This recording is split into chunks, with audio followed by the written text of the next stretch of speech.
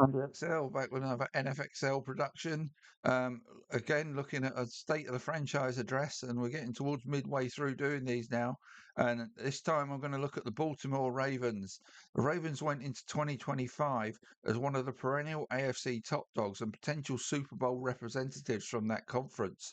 But they got into a 1-5 hole early in the season, tried to dig themselves out of it despite losing Lamar Jackson for 4 games, but ultimately their season ended in week 18 rather than in Santa Clara. So, how do the Ravens get back to the top of the AFC North next season? And what are their strengths and weaknesses as we head into this off season? They look to have roughly 20 to 25 million in cap space to work with. They have picks in all of the first 4 rounds and may have 4 fifth rounders for good measure, so including possible compensatory picks. So they've got some cap space, a decent set of draft picks, and there's some room in the mid round to find some gems there. Right, let's look at quarterback. Lamar Jackson may have missed 4 games, but he also looked well short of his best when he did return late in the season. He looked badly hampered by that injury. The relationship between him and Coach Harbour almost also seemed to deteriorate during the season. Now, Harbour has been jettisoned, so how will Jackson do under the new coaching regime will certainly be critical for the Ravens going forward. And all the right noises are being made about signing him up for a new long-term deal, his position not being in doubt as a result, etc., etc. So maybe this is a new lease of life for Jackson. The Ravens need it to be. As a passer, his completion percentage, yards per game, and interception percentage all went in the wrong direction in 2025. As a runner, his yards per game were half of what they were the 2 previous seasons, and even further down on his years before then when he first came into the league.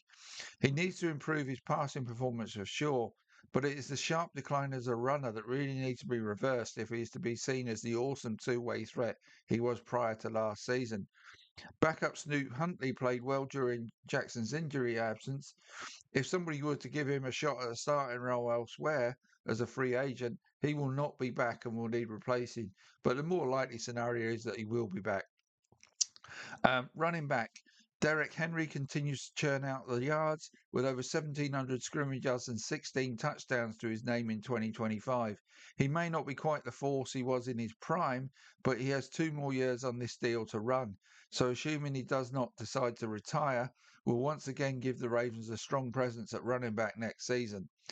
Even despite Lamar Jackson's reduced input on the ground, the Ravens still had the third ranked run offense in the lead. Speedster Keaton Mitchell provided a nice complement to Henry in the backfield, and he is an exclusive right free agent the Ravens will likely retain for next season. Henry, Mitchell, and a possible revived Jackson, as he has an off-season to fully get over his injuries, could well see the Ravens get back to being the team with the best run offense in the league next season. But at some point, they're going to have to look for a successor for Henry. I will just drop that in there. Probably not this off-season, though. Wide receiver. Zay Flowers made the Pro Bowl and was far and away the best receiving option for the Ravens last season with over 1,200 yards and 6 touchdowns. But behind him, only veteran DeAndre Hopkins and first round bust Rashad Bateman made any real contribution. Although rookie Tez Walker showed flashes of ability too. Hopkins is a free agent that it would not cost a lot of money to bring back, but they are way overpaying for what they are getting from Bateman, so he could well be traded for or cut for this off season. Even if that did not come to pass, they still need to have more support for Flowers at wide receiver this off-season, especially in the red zone. Now, excuse me while I just check something here. Sorry, before I move on. Forgot to check something before I started. Common error of mine, but I've got to get over it. Um, yeah, right. Coming back to you. Back in the room, as they say.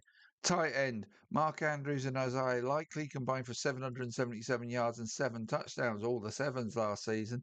And Andrews has 2 more years on his deal. Likely who made some huge catches but had some huge errors in 2025, is now a free agent having come to the end of his rookie deal. So retaining him will come at a moderate cost to the Ravens. It sounds like they want to bring him back, but it's obviously it's going to have to be on the right terms. If Likely's not back, they may need to find a replacement unless they want to bring Charlie Kolar back and expand his role in support of Mark Andrews as a cheaper option. On the offensive line, the running game was good, but the Ravens quarterbacks did get sacked 45 times last season, so pass protection may be an issue they need to address this off-season. Tyler Linderbaum at centre is one they're looking to give an absolute huge deal to. They're still in negotiations with him. Looks like that will probably get done, but he's going to get well paid. Let's put it that way. So Linderbaum at centre, Daniel Falali at guard, and Joseph Noteboom at tackle. They're the free agents this off-season. Linderbaum is one of the best centres in the game, and he's about to get paid probably the most of any centre in the league.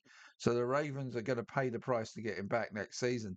Falele at guard and backup tackle Noteboom are possible departures though, and Andrew Voorhees at the other guard position did not have a great season either.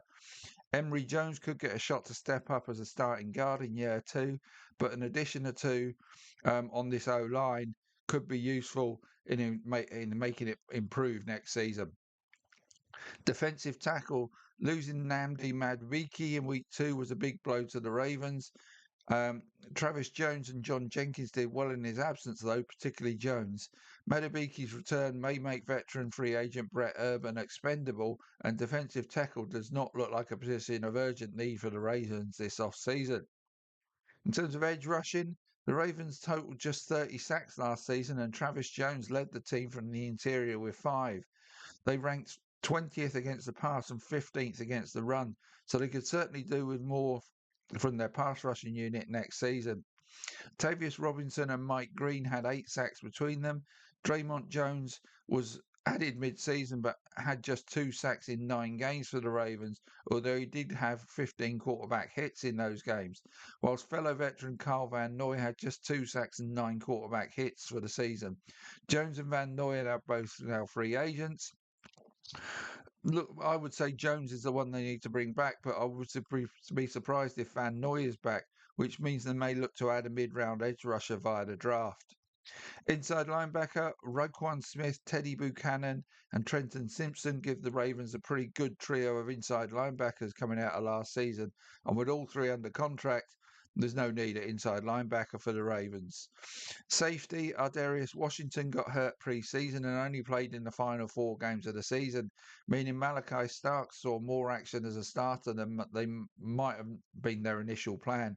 But he and Aloe Gilman had good seasons. Gilman and Washington are free agents, but may not be too costly to bring back, which will mean the Ravens would look well set at safety for next season. But if either of them goes, they need replacing. Cornerback, Nate Wiggins and Marlon Humphrey manned the corners with Carl Hamilton at nickel for most of the season. Now, Humphrey didn't have a great season. He's on a big wage, but they are talking about, and it's his final year of his deal, so there is some trade talk going around. But the noise music is that he is going to be back next season for the final year of his contract. If he's not, I could still see the Ravens looking to add a cornerback this off-season. Special teams. Jordan Stout had a superb season punting the ball, so he's a free agent. The Ravens will certainly try to resign. Rookie kicker Tyler Luke was not highly accurate and seems to lack range, missing 3 or 4 field goals beyond 50 yards and having a long of 52. So he might not be secure in his role for next season. So in summary for the Ravens, first, the Ravens need the 50 rushing yards a game version of Lamar Jackson back or somewhere near it. And then he needs to improve as a passer back to the previous levels as well. He needs to show he's fully over those injuries. Then they have to improve their wide receiver group and keep their tight end room intact to allow him to deliver as a passer. 1, possibly 2 new guards on the O-line or an OT. So, certainly some change on that O-line is needed too. Defensively, the edge rushing unit needs the most attention, while cornerback and safety are also areas where free agent decisions need to be made about last year's personnel and therefore possibly replacements found. In the first 4 rounds of the draft, I would say edge rusher, wide receiver, O-line and cornerback need to take precedence. Do those things right, and the onus will be on Lamar Jackson to earn his salary if they are to be back as potential championship team next season. But there's scope there for the Ravens to certainly be getting close to back to where they were.